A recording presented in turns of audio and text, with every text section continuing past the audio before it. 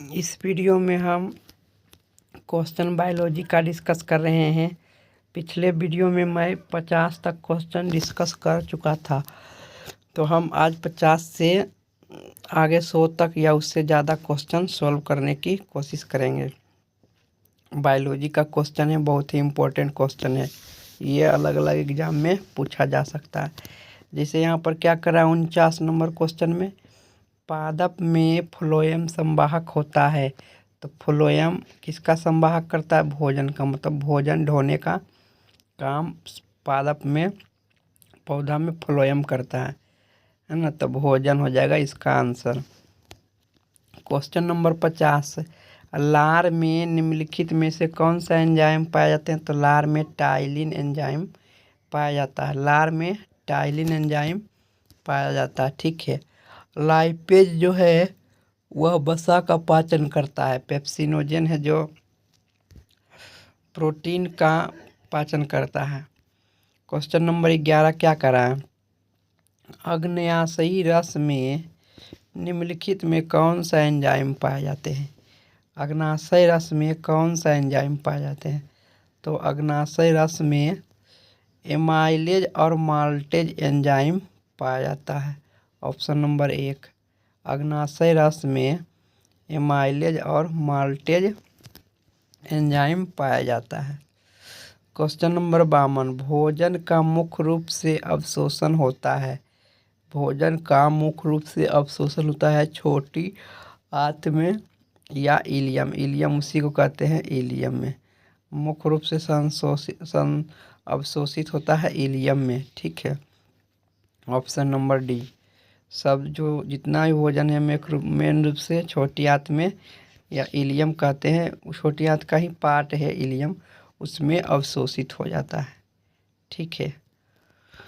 Question number 53 क्या कहता है? प्रकाश संश्लेषण की क्रिया में क्या उत्पन्न होता है? तो प्रकाश संश्लेषण की क्रिया में कार्बोहाइड्रेट उत्पन्न होता है। कार्बोहाइड्रेट, यहाँ पर गलत लिखा हुआ है, कार्बोहाइड्रेट होगा बी नंबर। कार्बोहाइड्रेट ही ऊर्जा के रूप में, ग्लूकोज के रूप में कह सकते हैं, भोजन संचित रहता है पौधे के पत्तियों, पौधा में। तो यहाँ पर कार्बोहाइड्रेट बी नंबर आंसर होगा, जो कि थोड़ा गलत लिखा हुआ है। अब हम क्वेश्चन नंबर देखते हैं 54। क्वेश्चन नंबर 54 क्या कह रहा है? प्रकाश संश्लेषण में ऑक्सीजन का मूल स्रोत क्या होता है? तो ऑक्सीजन का मूल स्रोत जल होता है, जल से ही पानी मिलता है। प्रकाश संश्लेषण में ऑक्सीजन का मूल स्रोत जल होता है, ठीक है। सांस लेने और छोड़ने की प्रक्रिया को कहते हैं श्वासोच्छ्वास। सांस लेने और छोड़ने की प्रक्रिया को कहते हैं श्वासोच्छ्वास। ऑप्शन नंबर सी होगा 55 का। क्वेश्चन नंबर हम 56 देखते हैं। क्वेश्चन नंबर 56 क्या कहता है? श्वसन की क्रिया कहाँ होती है? तो श्वसन की क्रिया माइटोकॉन्ड्रिया में होती है। ऑक्सीजन रहेगा तभी श्वसन की क्रिया करेंगे। श्वसन की क्रिया माइटोकॉन्ड्रिया में होती है, इस बात को ध्यान रखिए। प्रकाश संश्लेषण की क्रिया हरित लवक में होता है और राइबोसोम में प्रोटीन निर्माण होने की प्रक्रिया होता है, ठीक है।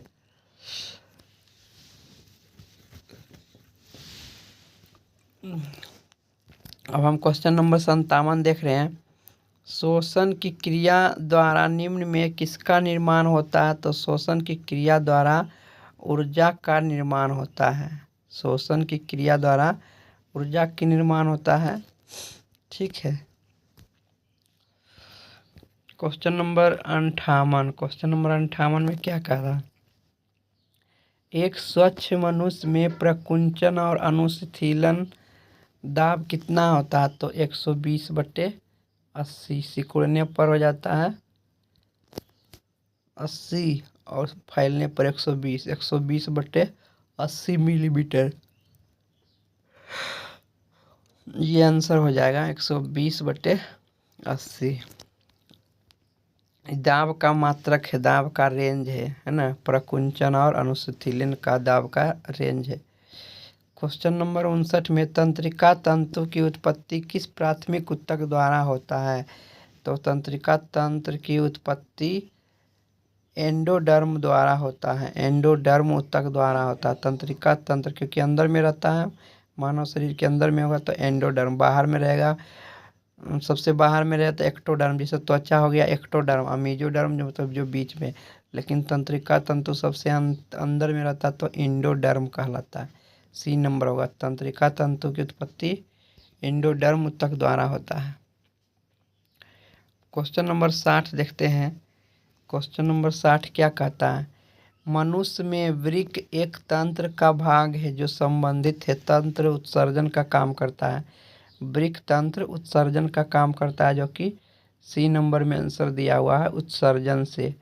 मनुष्य में वृक्क एक तंत्र का भाग है जो उत्सर्जन से संबंधित है, सी नंबर। पादप में जाइलम उत्तरदायी है। पादप में जाइलम का काम है जल का परिवहन करना, तो जल का परिवहन करेगा, ऑप्शन नंबर 1 होगा। जाइलम का काम है जल का परिवहन करना, जैसे जाइलम जैसे जल। पौधा में, पादप मतलब पौधा में जल का परिवहन जाइलम ऊतक करता है। जाइलम ऊतक कठोर जटिल अस्थायी ऊतक है, ठीक है, जटिल अस्थायी ऊतक है। पादप ऊतक जटिल अस्थायी ऊतक है, ठीक है। स्वपोषी पोषण के लिए आवश्यक क्या होता है? तो स्वपोषी पोषण के लिए पत्ता में क्लोरोफिल चाहिए, सूर्य का प्रकाश चाहिए, और कार्बन डाइऑक्साइड एवं जल चाहिए, मतलब सारा चीज़ चाहिए, उपरोक्त सभी। ऑप्शन नंबर डी हो जाएगा, उपरोक्त सभी। स्वपोषी पौधों के लिए या पोषण के लिए सभी चीज़ चाहिए इन तीनों में से। अब क्वेश्चन नंबर हम क्वेश्चन नंबर अब हम 61 देखते हैं। क्वेश्चन नंबर 61 में क्या कहता है? पादप में जाइलम उत्तरदायी होता है, तो पादप में जाइलम जल का वहन करता है, मैं बताया हूँ था। स्वपोषी पोषण के लिए आवश्यक होता है, तो इनमें से सभी, ठीक है। क्वेश्चन नंबर हम 23 देखते हैं। क्वेश्चन नंबर 23 क्या कह रहा है? पाइरूवेट के विखंडन से कार्बन डाइऑक्साइड, जल और ऊर्जा बनता है। कहाँ बनता है? तो माइटोकॉन्ड्रिया में। पाइरूवेट के विखंडन से कार्बन डाइऑक्साइड, जल, ऊर्जा बनता है माइटोकॉन्ड्रिया में। और पाइरूवेट के विखंडन से अगर जो बनता है अल्कोहल, तो वह बनेगा ईस्ट में, किण्वन प्रक्रिया द्वारा, ठीक है, इस बात को ध्यान रखो। शोषण होता है, यहाँ पर क्वेश्चन करा है कि स्वपोषण होता है, तो स्वपोषण किस में होगा? स्वपोषण सभी हरे पौधों में होता है, ऑप्शन नंबर बी। स्वपोषण हरा पौधा में ही होगा और किसी में नहीं होगा, ठीक है। इनमें कौन प्रकाश संश्लेषिक अंग है? प्रकाश संश्लेषण वाला अंग क्या होता है? तो पत्ता जो है प्रकाश संश्लेषण अंग है। पत्ता में ही हरित लवक होता है, तो हम पत्ता लिखेंगे ना, पत्ती जो है ये प्रकाश संश्लेषण अंग है। अब क्वेश्चन नंबर 66 क्या कह रहा है? क्वेश्चन नंबर 66 कह रहा है कि कौन सी क्रिया सभी जीवों के लिए अनिवार्य है? कौन सी क्रिया सभी जीवों के लिए अनिवार्य है? तो श्वसन की क्रिया सभी जीवों के लिए अनिवार्य है, इस बात को ध्यान रखो। श्वसन की जो क्रिया है वह सभी के लिए अनिवार्य है, ऑप्शन नंबर सी होगा, श्वसन की क्रिया। कोशिका झिल्ली किस प्रकार की झिल्ली होती है? तो कोशिका झिल्ली अर्धपारगम्य झिल्ली होती है, ऑप्शन नंबर सी। कोशिका झिल्ली जो है अर्धपारगम्य झिल्ली है। आधा जो है समान पार होता है, जैसे कि माइटोकॉन्ड्रिया में भोजन हो गया तो पानी हो गया, भोजन पार होगा, पानी पार नहीं होगा। इस तरह से जो उपयुक्त पदार्थ है वो पार होगा और जो उपयुक्त पदार्थ है वो नहीं, अनुपयुक्त पदार्थ है वह पार नहीं होगा। तो यहाँ आंसर होगा सी नंबर, अर्धपारगम्य झिल्ली। 68 नंबर क्वेश्चन कर रहा है कि ईस्ट किस वर्ग का एक कोशिकीय जंतु है? तो ईस्ट जो है कवक का एक जंतु है, कवक वर्ग का एक जंतु है। ईस्ट जो है ये कवक वर्ग का एक जंतु है, ठीक है।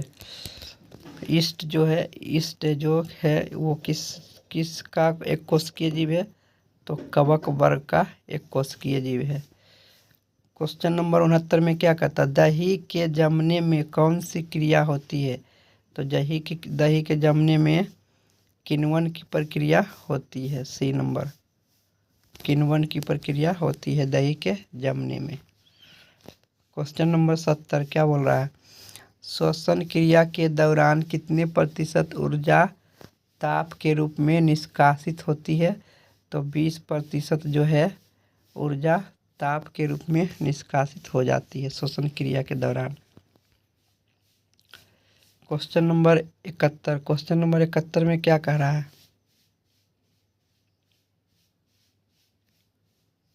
क्वेश्चन नंबर 71 में कह रहा है रक्षी कोशिकाएं पाई जाती है, रक्षा करने वाली कोशिकाएं पाई जाती है। तो किसमें? पत्तियों में जो है रक्षी कोशिकाएं पाई जाती है। क्वेश्चन नंबर 72 प्रकाश संश्लेषण द्वारा किसकी प्राप्ति होती है? तो प्रकाश संश्लेषण द्वारा भोजन ग्लूकोज के रूप में ग्लूकोज की प्राप्ति होती है। प्रकाश संश्लेषण द्वारा ग्लूकोज की प्राप्ति होती है। क्वेश्चन नंबर 73 वह कौन सा प्रक्रम है जिसके द्वारा शरीर में ऊर्जा का उत्पादन होता है? तो श्वसन द्वारा शरीर में ऊर्जा का उत्पादन होता है। श्वसन द्वारा शरीर में ऊर्जा का उत्पादन होता है। क्वेश्चन नंबर 74 मानव आहार नाल का सबसे लंबा भाग क्या होता है? तो छोटी आंत होता है।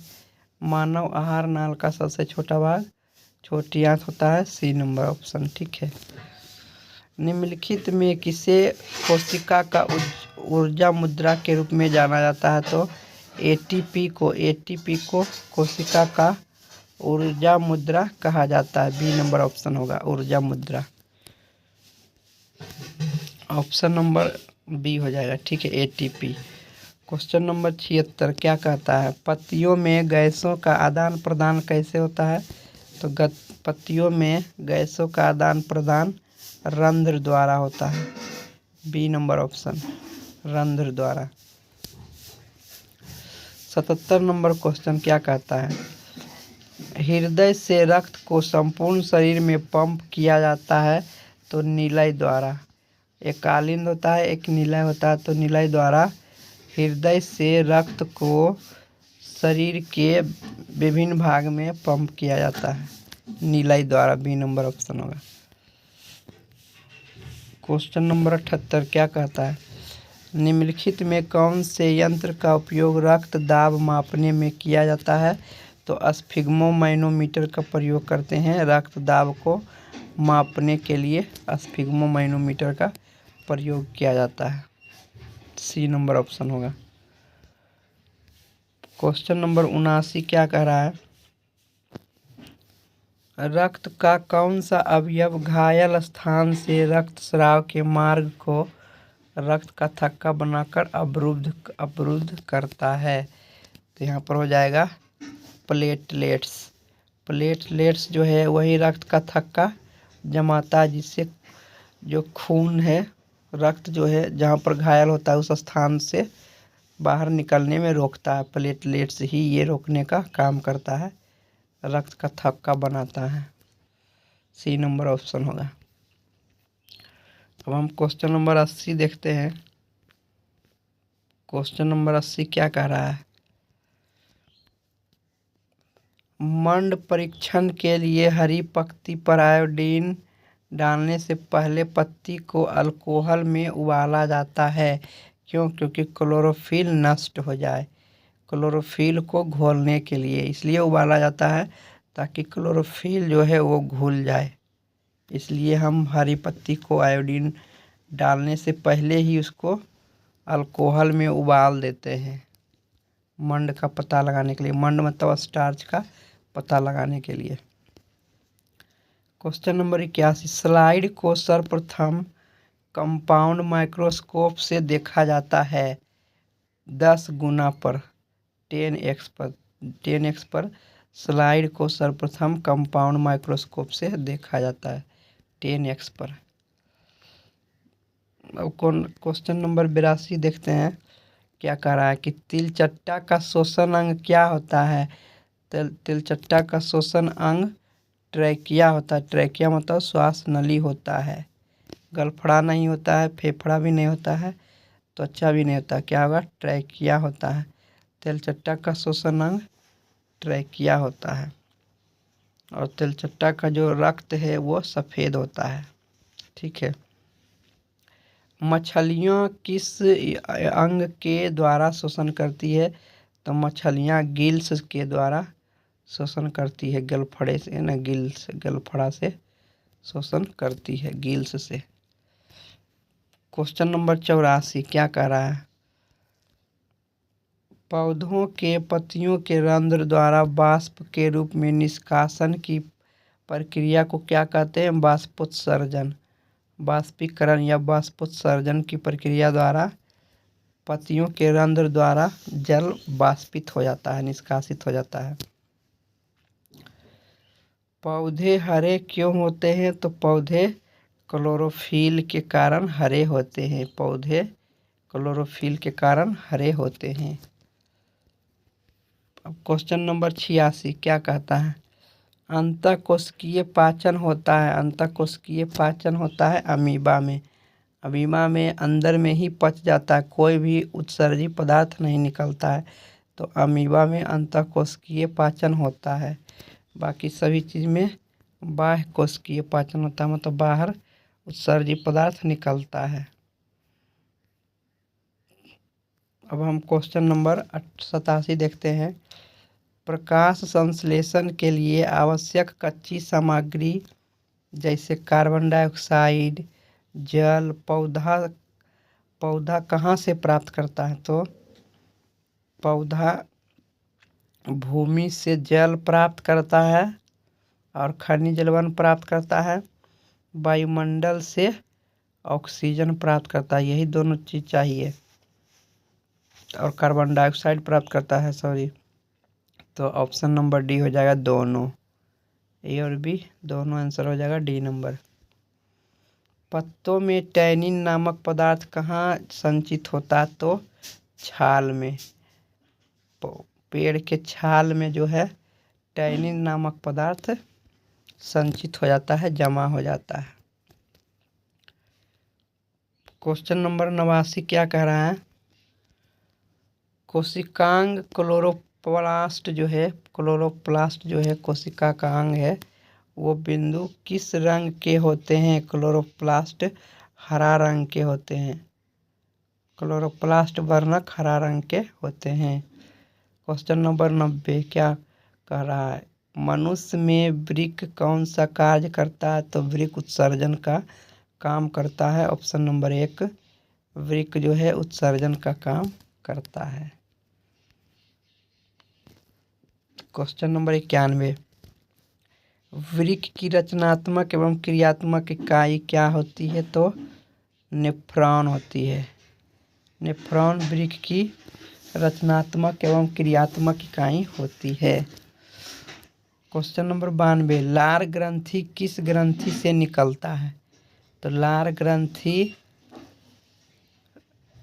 लाल नामक ग्रंथि से निकलता है।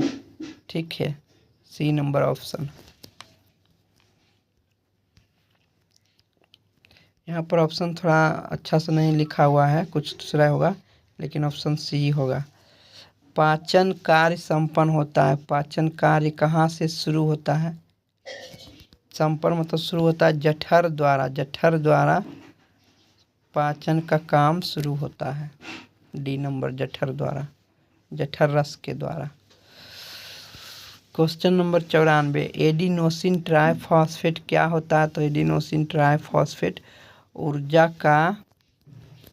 ऊर्जा बनाने वाला भी होता है, ऊर्जा भेजने वाला भी होता है, ऊर्जा को संग्रहित करने वाला भी होता है। तो ये हो जाएगा ऑप्शन डी, तीनों। संग्राहक जमा करने वाला भी होता है, वाहक भेजने वाला भी होता है, और ऊर्जा का संचयन भी करता है। क्वेश्चन नंबर 45 क्या कह रहा है। कोशिका का पावर हाउस किसे कहा जाता है? तो कोशिका का पावर हाउस माइटोकॉन्ड्रिया को कहा जाता है। कोशिका का पावर हाउस बिजली घर। ठीक है। क्वेश्चन नंबर 96, श्वसन के अंतिम उत्पादन क्या होता है? जब हम श्वसन करते हैं तो अंतिम उत्पादन क्या होता है? ऊर्जा होता है, कार्बन डाइऑक्साइड होता है और जल होता है। Option number D, carbon dioxide, जल और ऊर्जा। अब हम क्वेश्चन नंबर 97 देखते हैं। क्वेश्चन नंबर 97 क्या कह रहा है? लाल रक्त कणिकाओं में लाल कौन बनाता है? तो लाल जो है वह लोहा यौगिक बनाता है। लोहा के यौगिक जो है आरबीसी कणिकाओं में, लाल रक्त कणिकाओं में लाल लोहा बनाता है। अब हम क्वेश्चन नंबर 98 देखते हैं। मानव में वहन तंत्र के घटक क्या होता है? वहन कौन करता है? तो वृक्क भी वहन करता है, फेफड़ा भी करता है और त्वचा भी करता है, सभी करता है। तो ये ऑप्शन नंबर डी हो जाएगा, सभी। मानव में वहन तंत्र त्वचा, वृक्क और फेफड़ा होता है, सभी होता है। क्वेश्चन नंबर 99, क्वेश्चन नंबर 99 क्या कर रहा है? हरित लवक के किस भाग में प्रकाश संश्लेषण की क्रिया होती है? हरित लवक के किस भाग में प्रकाश संश्लेषण की क्रिया होती है? तो हरे भाग में प्रकाश संश्लेषण की क्रिया होती है। क्वेश्चन नंबर 100 क्या कर रहा है? रक्त में उपस्थित प्लेटलेट्स के कारण क्या होता है? तो प्लेटलेट्स के कारण ही रक्त का थक्का बनता है। ऑप्शन नंबर बी होगा, रक्त का थक्का बी, ऑप्शन नंबर बी द्वारा होगा। ग्रहणी जो है किस चीज़ का भाग है? ग्रहणी वह छोटी आंत का भाग है। ग्रहणी जो है वह छोटी आंत का भाग है। क्वेश्चन नंबर 101 में बोल रहा है। अब क्वेश्चन नंबर हम 102 देखते हैं। स्टोमेटा के खुलने और बंद होने की क्रिया को नियंत्रित करता है। स्टोमेटा के खुलने और बंद होने की क्रिया को कौन नियंत्रण करता है? तो द्वार कोशिकाएं। द्वार कोशिका द्वारा ही खुलता है और बंद होता है स्टोमेटा का। क्वेश्चन नंबर 103, कौन सा एंजाइम वसा पर क्रिया करता है? वसा पर क्रिया करने वाला एंजाइम लाइपेज होता है। ये वसा का पाचन करता है लाइपेज। एमाइलेज जो है कार्बोहाइड्रेट का पाचन करता है। पेप्सिन जो है प्रोटीन को तोड़ करके पेप्टिनोडेन बनाता है। ठीक है, तो ऑप्शन नंबर यहाँ सी हो जाएगा, लाइपेज। क्वेश्चन नंबर 104 क्या कह रहा है? किस प्रकार के शोषण से अधिक ऊर्जा मुक्त होती है? तो ऑक्सीजन जब ज़्यादा मिलेगा तो ज़्यादा ऊर्जा उत्पन्न होगी और ऑक्सीजन कम मिलेगा तो कम ऊर्जा उत्पन्न होगी। इस कारण से यहाँ पर सबसे ज़्यादा ऊर्जा उत्पन्न करने के लिए वायवीय शोषण होना चाहिए, मतलब जिसमें ऑक्सीजन मिलता है। ऑप्शन नंबर 1 हो जाएगा। क्वेश्चन नंबर 105, हाइड्रा में क्या पाया जाता है? तो हाइड्रा में एक प्रकार के स्पर्शक पाया जाता है। 4 नंबर ऑप्शन हो जाएगा। ये चारों ऑप्शन को देखिए। हाइड्रा में जो है स्पर्शक पाया जाता है। स्पर्श करके ही वो भोजन ग्रहण करता है या अपने दुश्मन से बचता है। स्पर्शक पाया जाता है। अब हम क्वेश्चन नंबर 6 देखते हैं। क्वेश्चन नंबर 6 में क्या कह रहा है? फ्लोएम ऊतक द्वारा कार्बोहाइड्रेट पर परिवहन होता है। फ्लोएम जो है भोजन का परिवहन करता है और कार्बोहाइड्रेट में ग्लूकोज होता है, सुक्रोज होता है, फ्रुक्टोज होता है, लैक्टोज होता है। तो मेन रूप से कार्बोहाइड्रेट में जो फ्लोएम ऊतक परिवहन करता है वह सुक्रोज के रूप में परिवहन करता है। इस बात को याद रखिए, सुक्रोज के रूप में परिवहन करता है। क्वेश्चन नंबर 107, तिलचट्टा में कितने जोड़े श्वास रंध्र होते हैं? तो 10 जोड़े श्वास रंध्र होते हैं तिलचट्टा में, मतलब 10 जोड़ा मतलब 20 श्वास रंध्र होते हैं। प्रकाश संश्लेषण की क्रिया होती है। 108 नंबर क्वेश्चन में करा है, प्रकाश संश्लेषण की क्रिया होती है किसमें? सिर्फ हरा पौधा में ही प्रकाश संश्लेषण की क्रिया होती है, क्योंकि हरे पौधे के पत्ता में क्लोरोफिल पाया जाता है, इसलिए प्रकाश संश्लेषण होता है। और किसी भी चीज़ में क्लोरोफिल नहीं पाया जाता है, इसलिए उसमें प्रकाश संश्लेषण की क्रिया नहीं होगी। अगला क्वेश्चन है 109 नंबर। सभी जीवधारियों द्वारा किस प्रकार की नाइट्रोजनी पदार्थ का उत्सर्जन होता है? तो जीवधारियों में 3 ही प्रकार से नाइट्रोजनी पदार्थ उत्सर्जित होता है, यूरिया द्वारा, अमोनिया द्वारा और यूरिक अम्ल द्वारा।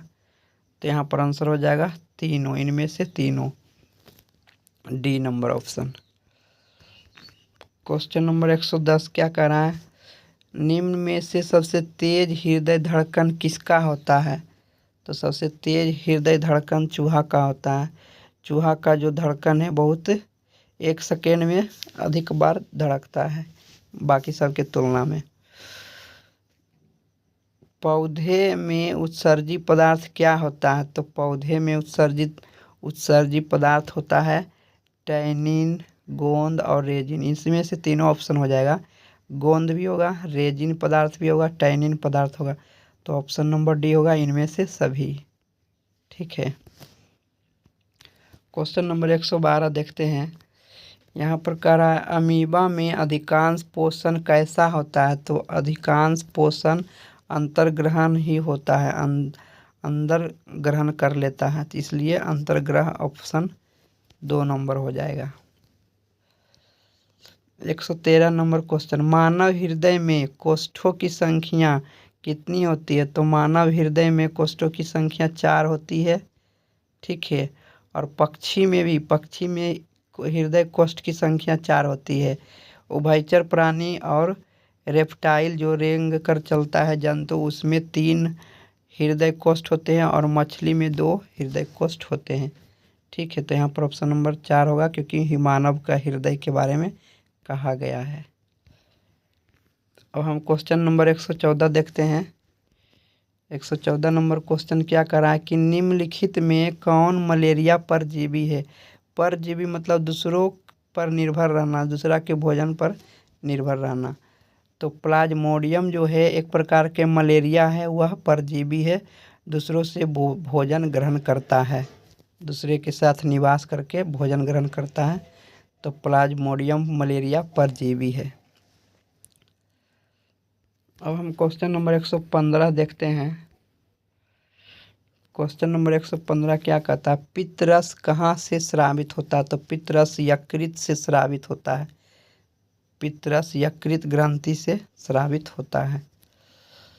116 नंबर क्वेश्चन। निम्न में से कौन सा जीवाणु जनित रोग नहीं है?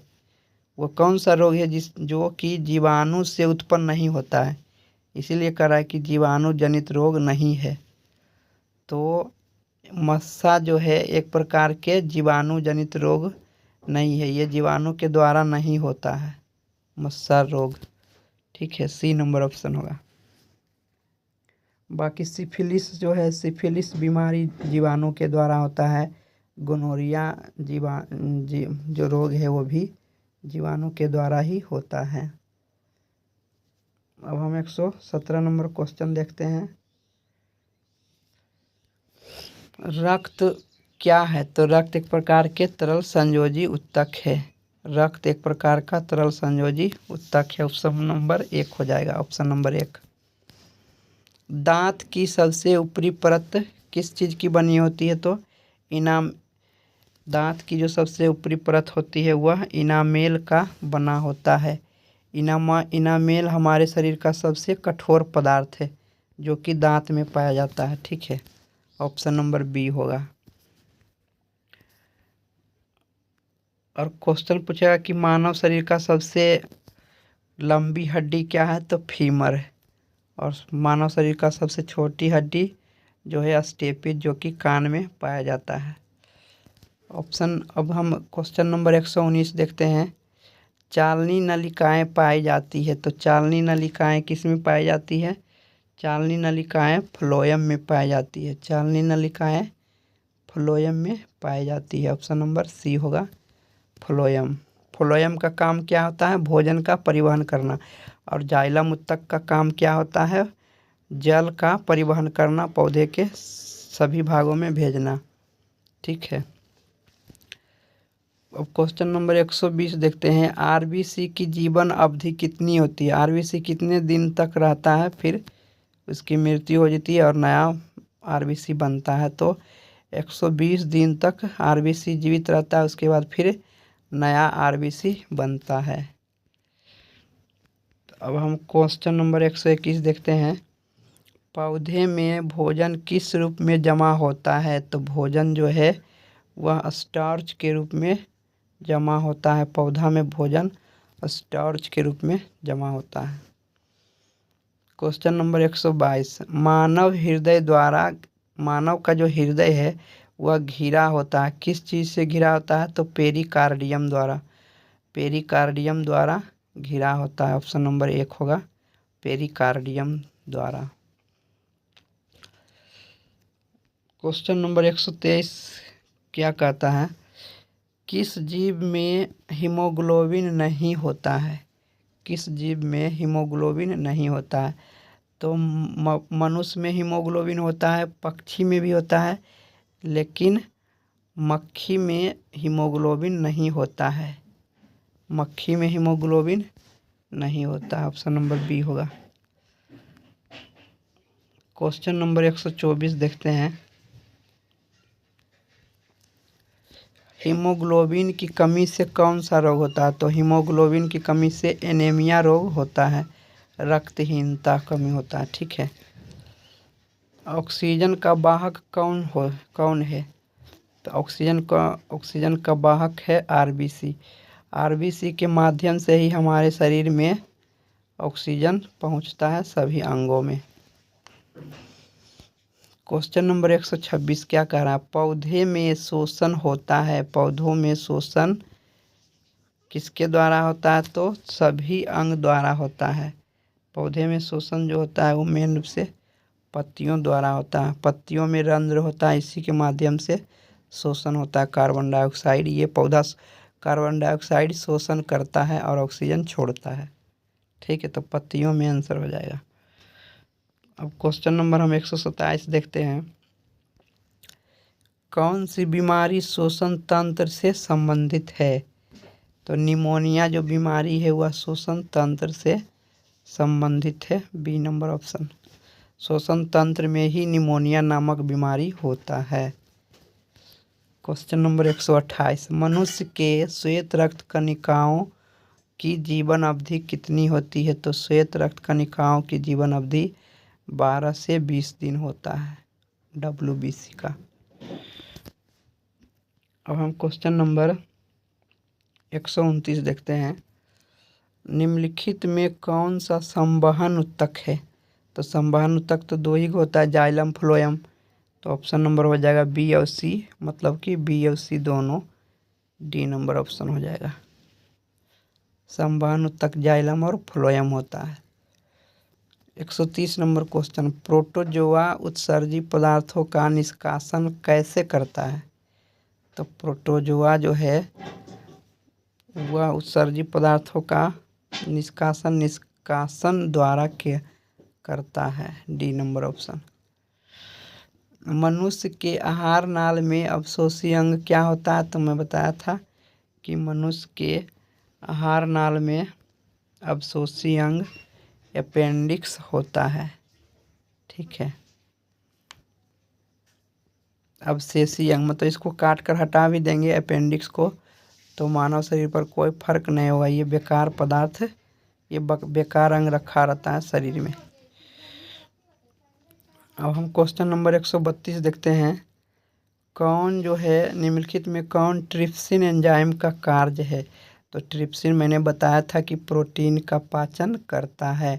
ट्रिप्सिन एंजाइम प्रोटीन का पाचन करता है और माल्टेज एंजाइम कार्बोहाइड्रेट का पाचन करता है। लाइपेज एंजाइम वसा का पाचन करता है। तो ऑप्शन नंबर सी हो जाएगा प्रोटीन। 133 नंबर क्वेश्चन देखते हैं। मुख गुहा में आहार का कौन सा भाग पाचन होता है? तो मुख गुहा में मेन रूप से कार्बोहाइड्रेट का पाचन होता है। Option number B. 134 number question क्या कहता है? रक्त में शर्करा का स्तर नियंत्रण होता है। तो इंसुलिन द्वारा रक्त में शर्करा का नियंत्रण होता है।